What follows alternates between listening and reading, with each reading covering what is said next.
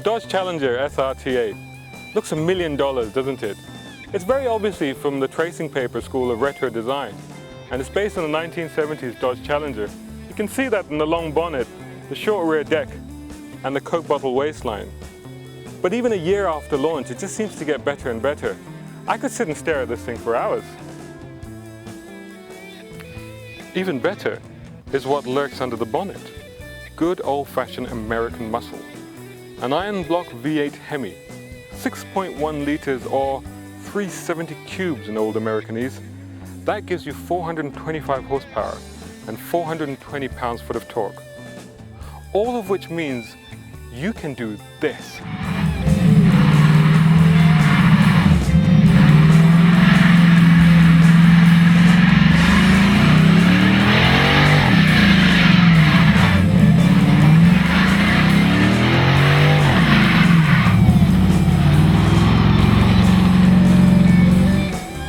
Very childish, I know, but boy, it's fun.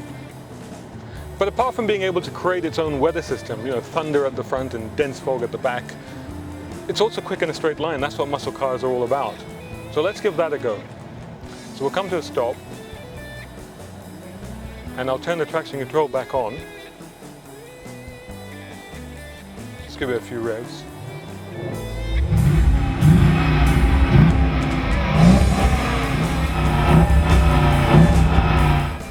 Floor it.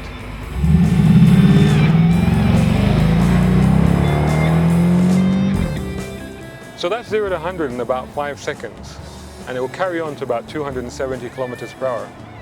Doesn't really feel that quick off the line. It's a big heavy car, remember. But the power just carries it forward like a force of nature, and the acceleration is pretty unrelenting. But the best thing of all, of course, is the engine. Just listen to this.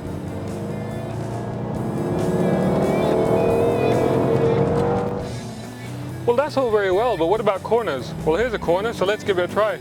Oh, a bit more Brembo, I think. Slowing, turning, understeer, and round we go. Needs a bit of space. All right, well, let's try it without the traction control this time. I think this might be a bit silly. There's the back. Okay, so let's be honest, this is not an agile little sports car. In fact, the chassis of this car is based on the Mercedes E-Class from 2 generations ago. That's the W210 from 95 to 2002. This car itself is based on the Dodge Charger, but the suspension settings have been taken from the 300C, which is to give it a softer ride. And it does ride very well, in fact, for a sports car. And it's also quite practical. Take the rear seats, for example. Hey Shazad, do you think they're comfortable back there? Well, Shazad, it's not too bad. It's a bit tight for me, but then I'm a bit on the tall side. For a couple of normal-sized adults, I think it will work out, but for 2 kids, it's spot on. And it's got a pretty decent rear boot. But there's one problem. There's a big spare wheel sitting right in the middle of it, so it kind of robs it of space, but the wheel does look rather cool.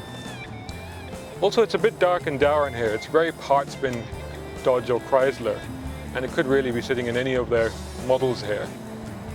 There's a couple of nice features in this particular car. The dials I quite like with their classic look and the classic numbering. And this Mopar accessory T-handle for the transmission feels really good to hold.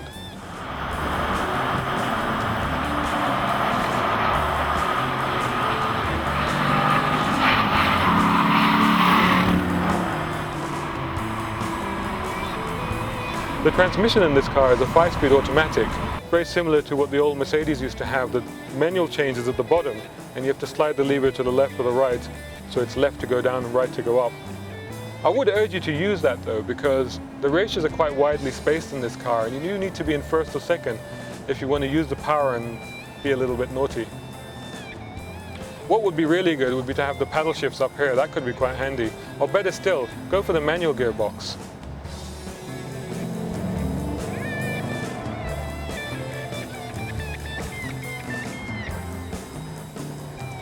You see, at $55,000, it will make you stop and think.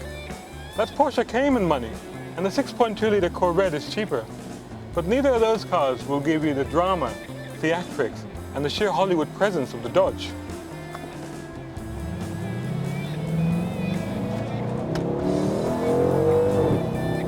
course, it's a bit of a dinosaur in today's world, and dinosaurs are extinct. And soon cars like this, you know, big, inefficient, selfish, irresponsible, well, they'll become extinct too. And I, for one, will be very sorry to see them go. So whatever its foibles and shortcomings, the old school Challenger represents a special kind of motoring freedom, one that's about to be snatched away from us very, very soon. So I say to you this, enjoy it while you still can.